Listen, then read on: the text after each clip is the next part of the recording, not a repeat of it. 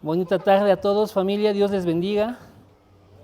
Vamos a iniciar un mensaje, hermanos, un mensaje especial para toda la familia, pero en especial para nuestra querida Colette, que hoy cumple 15 años. Y entonces nos congratulamos mucho de estar aquí y que sea el Señor glorificándose en este tiempo. Yo quiero invitarlos a que podamos hacer una oración y que el Señor nos permita entonces poder entender este mensaje que vamos a compartir y que sea de bendición para cada uno de ustedes. ¿Les parece bien si oramos entonces? ¿Sí? Amado Señor, te damos gracias en este tu día, porque eres bueno, Señor, porque tú eres santo, eres justo, y en todas las cosas que tú haces, Señor, siempre hay excelencia. Te damos gracias, Señor, porque en esta hora nos ponemos delante de ti para pedirte que traigas entendimiento a nuestros corazones, que tú obres en lo que tú traes en esta hora en tu palabra, para que nuestras vidas, Señor, sean transformadas, para que nuestras vidas, Señor, sean dirigidas conforme a lo que tú deseas. Te pedimos, Padre, que en este tiempo tú obres en cada corazón, tú hables a nuestras vidas por medio de tu Espíritu y que esta palabra, Señor, sea de edificación a cada uno de nosotros. Sobre todo, Padre, te pedimos que tú bendigas este día a nuestra querida Colette, Señor, que cumple años y que estamos aquí también festejando, Señor, este acontecimiento. Te pedimos que bendigas a todos los presentes, a quienes van llegando, a quienes estarán por llegar, Padre, que seas tú con nosotros en esta hora. Te damos tantas gracias en el precioso nombre de Jesucristo. Amén y amén. Bien, qué gusto estar aquí. Entonces, yo quiero leerles algunos pasajes de la palabra de Dios, pero es importante que sepamos lo siguiente.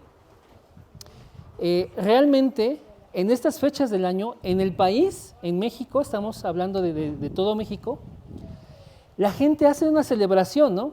La celebración de Día de Muertos, ¿no? Y luego, en los últimos 20 años, la gente empezó a hacer la celebración de Halloween, ¿no? Pero realmente, ¿qué hacen los hijos de Dios? ¿Qué hacen los hijos de Dios respecto de estos dos acontecimientos? No les voy a predicar de Halloween, ni tampoco les voy a predicar de Día de Muertos, pero sí les voy a hablar de lo que la verdadera iglesia hace en estas fechas. En estas fechas, el 31 de octubre, se conmemora la Reforma Protestante. Y es importante que nosotros sepamos de qué se trata la Reforma Protestante. Y van a decir, bueno, ¿y qué tiene que ver eso con el cumpleaños de Colette? Tiene que ver todo. Tiene que ver todo porque necesitamos saber cuáles son los principios de la fe cristiana. ¿Cuál es el corazón de la fe cristiana que está expresado aquí, en la palabra de Dios? Si nosotros sabemos qué es lo que dice la Reforma Protestante acerca de nuestra fe, vamos a poder tener una idea clara realmente de cuál es nuestra fe. De modo que entonces cualquiera de nosotros, principalmente Colette hoy que es su día, cualquiera de nosotros va a poder guiar su vida conforme al corazón de Dios.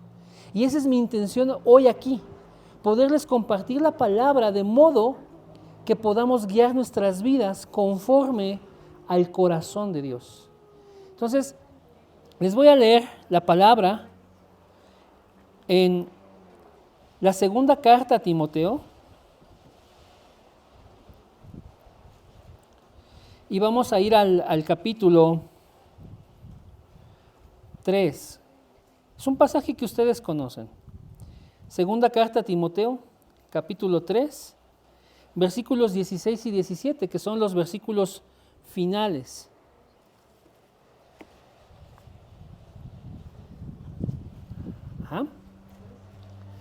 Segunda de Timoteo 3, 16 y 17. ¿Ya lo tenemos? Bien, dice así la palabra: toda la escritura es inspirada por Dios y es útil para enseñar, para redarguir, para corregir, para instruir en justicia, a fin de que el hombre de Dios sea perfecto, enteramente preparado para toda buena obra. Hay muchos pasajes que nos hablan acerca de la eficiencia del poder, de la grandeza, de la sabiduría, de la pertinencia de la palabra de Dios. Pero queridos hermanos, queridos amigos, este pasaje que estamos leyendo hoy nos enseña la utilidad de la palabra de Dios. Dice que es inspirada por Dios, claro está, pero que es útil para enseñarnos, es útil para redarguirnos, es útil para corregirnos, es útil para instruirnos en lo que es bueno. ¿Con qué finalidad? Dice el versículo 17, a fin de que el hombre de Dios sea perfecto, enteramente preparado para toda buena obra.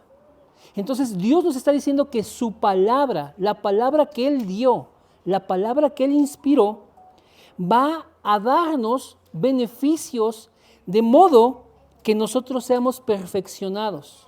La palabra de Dios nos va a enseñar, nos va a redarguir, nos va a corregir, nos va a instruir.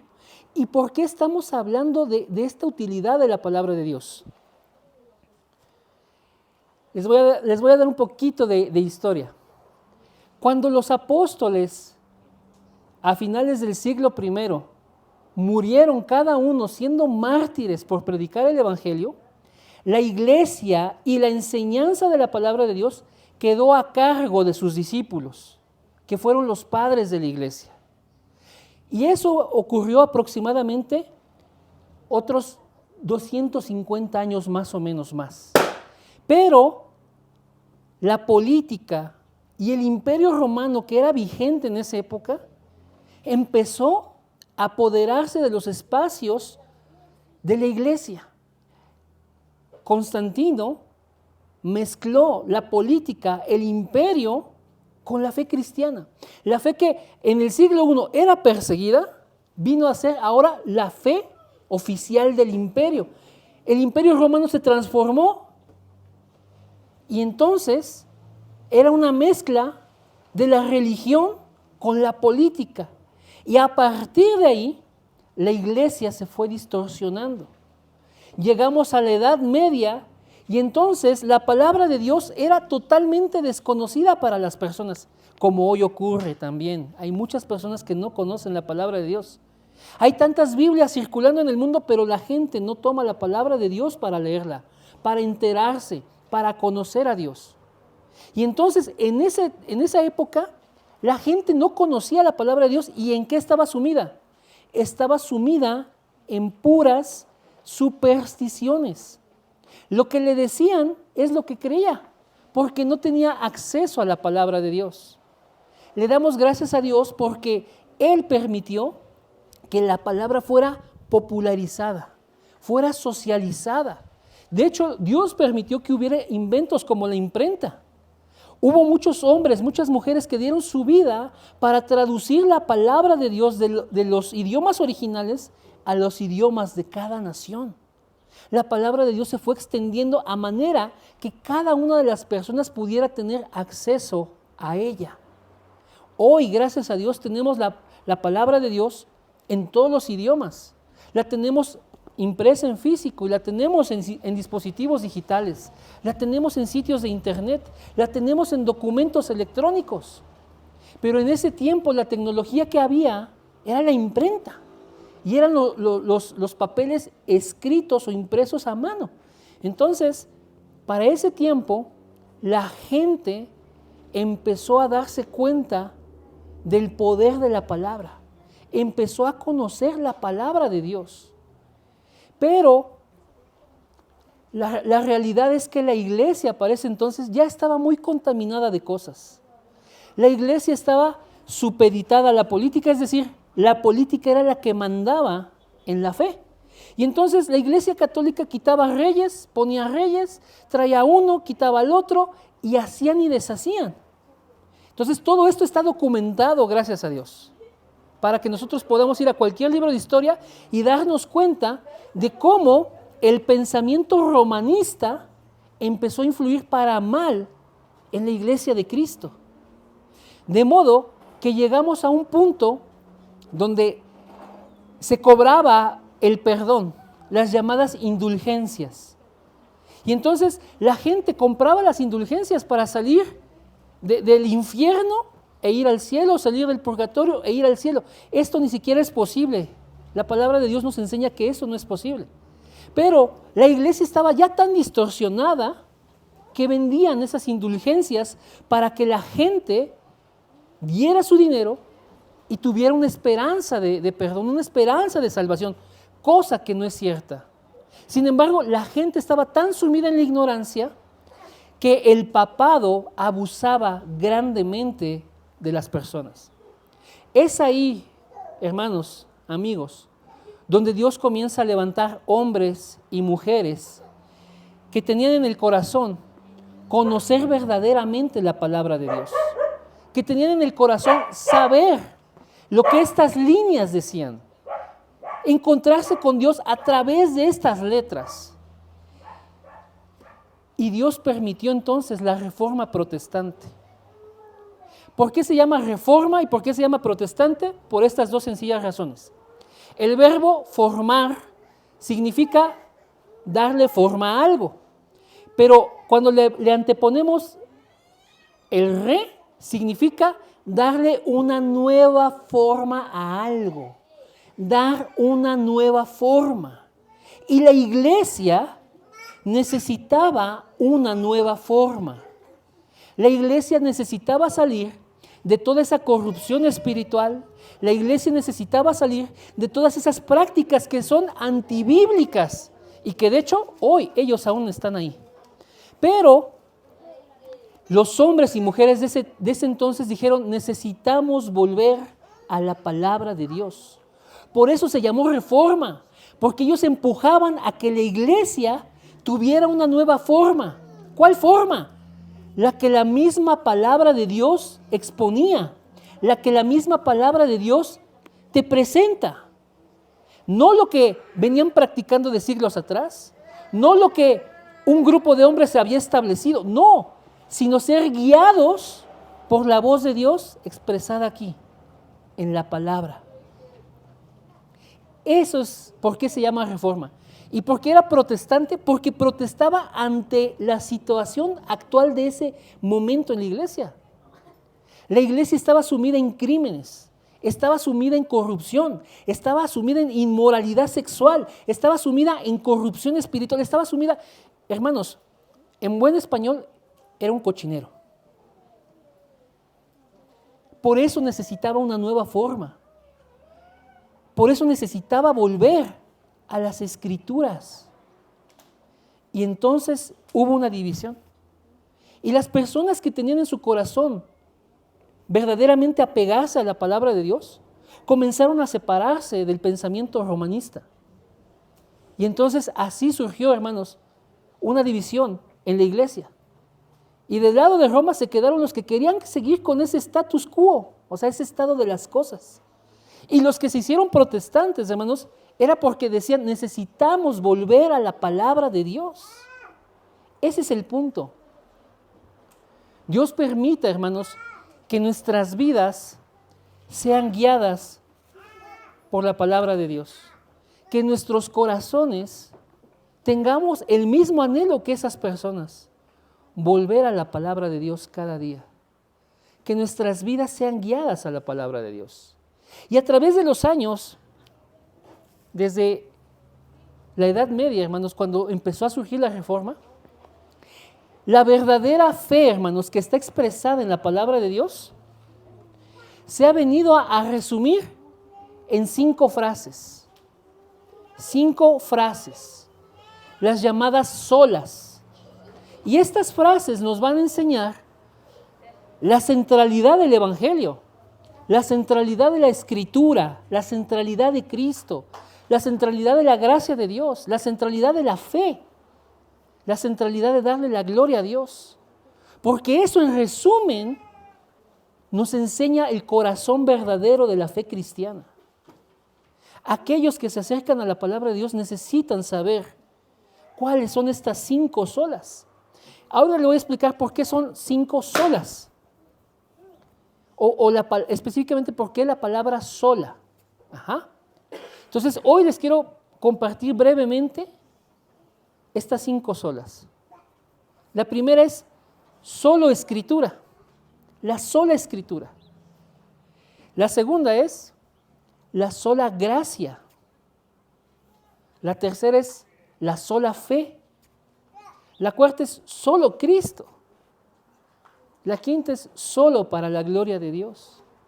¿Sí? Ahora, ¿por qué esta palabra tan singular, sola? Sola.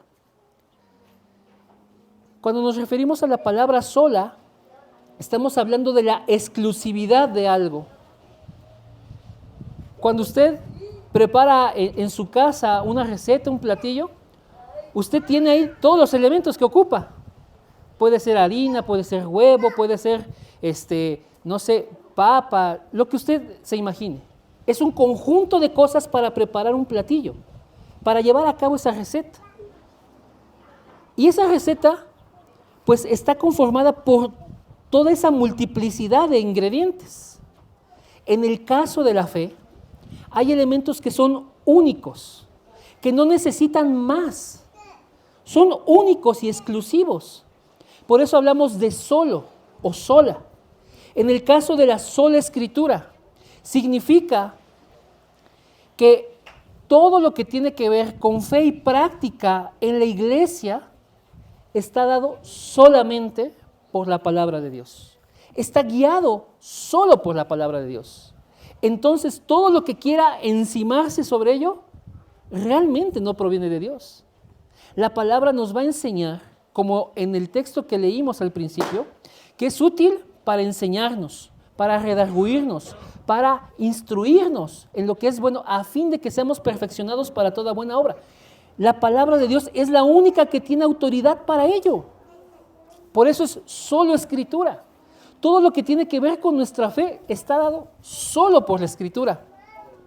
Si yo o ustedes o cualquier grupo de personas quisiera quitarle o agregarle a esta escritura, está atentando contra la palabra de Dios.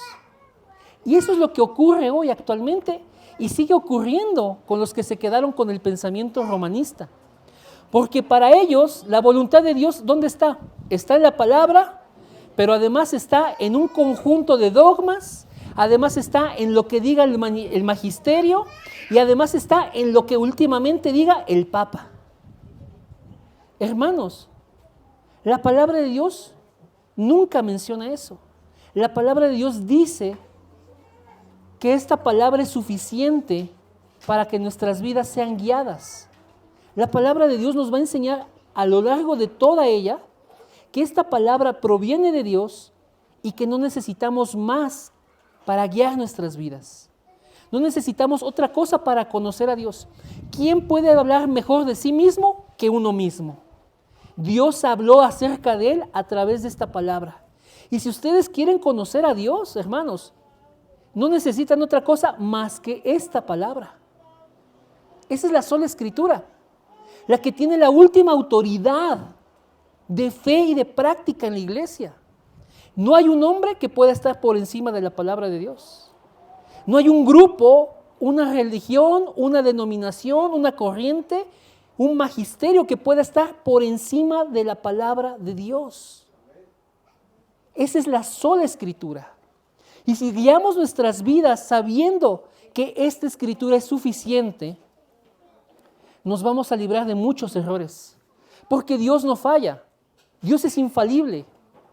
Todo lo que Dios le ha querido dar a conocer al hombre está aquí. Entonces vengan y tómenlo solo de aquí. Solo de aquí, hermanos. ¿Vamos bien? La sola gracia. ¿Qué es la gracia? La gracia es ese amor tierno, maravilloso de Dios, ese favor no merecido por nosotros. Dios salvó al hombre solo por gracia. Solo por gracia. Efesios 2, 8 y 9 nos dice que por gracia somos salvos, hermanos. Dice, y esto no de nosotros, porque es un don de Dios para que nadie, hermanos, se pueda gloriar. Yo me salvé, yo le ayudé a Dios, yo hice esto y por eso obtuve salvación. No, hermanos, la palabra de Dios nos dice que eso no proviene de nosotros, que Dios con su gracia, con ese favor inmerecido, nos ha dado salvación. Se los leo, hermanos. Efesios 2, 8 y 9.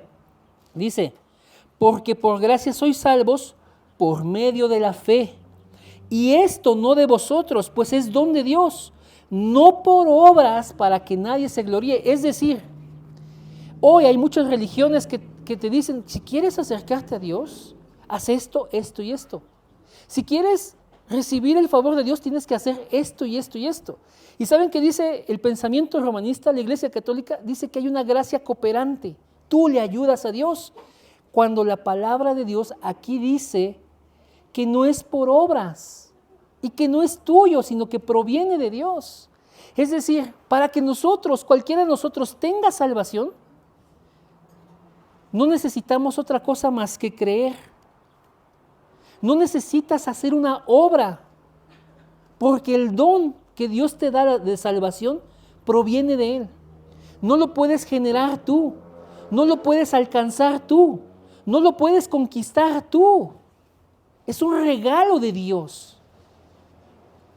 ¿Por qué ellos pensaban de esa manera? Porque hay un interés económico en dar la salvación. La iglesia romanista era la que administraba la salvación, era la que administraba la gracia de Dios. Y entonces la gente tenía que caerle con sus riquezas. Hermanos, la palabra de Dios enseña que la salvación es una obra de Dios, es un regalo de Dios. No es nuestro, no lo podemos nosotros producir por nosotros mismos. Dios te lo entrega cuando tú crees, cuando tú crees. Por eso se llama sola gracia, porque no necesitas más. Está la gracia de Dios ahí sola. No está acompañada de tus obras, no está acompañada de algo que tú puedas hacer, no está acompañada ni siquiera de tus buenas intenciones. Es solo la gracia de Dios la que trae salvación a las personas. La sola fe. Cuando nosotros somos traídos al Evangelio, Dios pone esa fe en nuestros corazones. La palabra de Dios dice en Romanos 3, 10, que no hay ni uno bueno, no hay ni uno justo, no hay quien busque a Dios, que todos nos hemos descarriado. O sea, de nuestro propio corazón, nadie, según la Biblia, según la palabra de Dios, nadie ha buscado a Dios. Es Dios el que nos trae. Es el Dios que nos trae a creer en Él, en su Evangelio. Y esa es la sola fe. Recibimos la salvación cuando Dios obra esa fe en nuestros corazones para poder creer en la obra de Cristo, para poder creer que Él venció en la cruz, para poder creer que Él se entregó por nosotros, para poder creer que Él pagó por nuestro pecado. Esa es la sola fe. No necesitamos hacerle más. No necesitamos rituales, no necesitamos ceremonias, no necesitamos indulgencias, no necesitamos supersticiones, porque Dios le ha dado la salvación a las personas mediante la fe en Cristo. Solamente. Solamente. La palabra de Dios, como vimos en este versículo, dice, porque por gracia sois salvos por medio de la fe. Ahí no está incluyendo otras cosas, que aviéntate un rosario, que haz un novenario, que tienes que ir al panteón, que tienes que dar tal cosa. No, dice por fe. ¿Fe en quién? En Cristo. Y esa es la cuarta sola. Solo Cristo. Porque la palabra de Dios dice en Hechos capítulo 4, el versículo 11 y 12, dice acerca de nuestro Señor Jesucristo. Este Jesús es la piedra reprobada por vosotros los edificadores, la cual ha venido a ser la cabeza del ángulo, y en ningún otro hay salvación, porque no hay otro nombre bajo el cielo dado a los hombres en que podamos ser salvos. La misma Biblia declara quién es el único que nos puede dar salvación. Jesucristo es el único que nos puede dar salvación. Su nombre es el único que nos puede dar salvación. Entonces, esta es la sola. Solo Cristo es el que nos puede dar salvación. No hay más. No hay otro camino. No hay otra verdad. No hay otra manera, otro método de ser salvos, sino a través de Cristo. Solo Cristo. La Biblia también nos enseña en la primera carta del apóstol Pablo a Timoteo capítulo 2, versículo 5, dice, porque solo hay un Dios, hermanos. Hay un solo Dios y un solo mediador entre Dios y los hombres, Jesucristo hombre. No hay otros mediadores. El pensamiento romanista, el pensamiento católico dice que hay muchos mediadores y les llama santos y les llama María y les llama a todas las vírgenes habidas y por haber. Hermanos, la Biblia dice que solo hay un mediador, Jesucristo. Jesús mismo dijo, yo soy el camino, la verdad y la vida. Nadie viene al Padre sino por mí. Esta cuarta sola nos indica la exclusividad de por quién somos salvos. Solo Cristo. Solo Cristo. No hay más, hermanos. No hay más. De acuerdo a la palabra de Dios, no hay más. Y lo puede usted buscar en cualquier Biblia, cualquier traducción, cualquier versión, sea católica, sea cristiana, sea bizantina, sea la que ocupa la iglesia ortodoxa, cualquier Biblia va a decir lo mismo. Solo hay un mediador entre Dios y los hombres, Jesucristo hombre. No hay más, hermanos. Y finalmente, Soli Deo Gloria, que es una frase en latín que significa solo para la gloria de Dios. Y esa es la quinta sola. Esta salvación que Dios le da al hombre, hermanos, por medio de la Escritura, de su gracia, de la fe en Cristo, de la obra que hizo Cristo, tiene una finalidad. Solo a Dios la gloria, o Soli Deo Gloria, significa que toda la salvación que Dios nos ha dado es solo para la gloria de Dios. El hombre ha sido salvo para glorificar a Dios. No hay otra finalidad, no hay otra cosa que conseguir. Somos salvos para darle la gloria a Dios. Y esa es la vida que Dios desea para cada uno de nosotros. Que podamos encontrarnos con Él, que podamos en fe y en arrepentimiento creer en la obra que Él hizo, poner toda nuestra confianza y solo nuestra confianza en Cristo, y a través de esa fe que Dios nos da, y a través de ese arrepentimiento y a través de esa gracia, Dios nos da esa salvación, y esa salvación que glorifique a Dios. Solo para la gloria de Dios significa que aquellas personas que han creído en Cristo necesitan vivir para la gloria de Dios. Aquellas personas que han sido salvas necesitan vivir para la gloria de Dios. Si usted creía otra cosa, si a usted le han enseñado otra cosa, necesita comprobar que esto en la Biblia es cierto. Usted necesita saber que el hombre tiene una finalidad, tiene un propósito verdadero y eterno: darle la gloria a Dios.